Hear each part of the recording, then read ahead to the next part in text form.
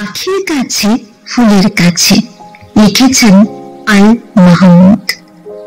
নারকোলের ওই লম্বা মাথায় হঠাৎ দেখি কাল ডাবের মতো চাঁদ উঠেছে, ঠান্ডা ও গোলকার।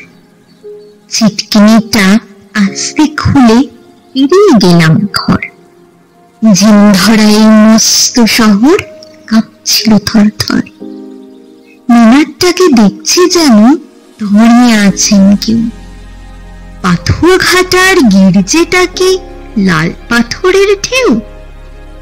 দরগাতলা পার হয়ে যে মোড় ফিরেছি বাঁয়, ওর থেকে এক উটকো পাহাড় ডাক দিল, আয় আয়। পাহাড়টাকে হাত বুলিয়ে লাল দিঘিটার পার এগিয়ে দেখি জোনাকিদের বসেছে দরবার। আমায় দেখে কলকলিয়ে দিঘির কালো জল বলল, এসো আমরা সবাই না ঘুমোনোর দল। পকেট থেকে খোলো তোমার পদ্ম লেখার ভাঁজ, রক্ত জবার ঝোপের কাছে কাব্য হবে আজ। দিঘির কথায় উঠল হেসে ফুল পাখিরা সব, কাব্য হবে কাব্য হবে, জুড়ল কলরব।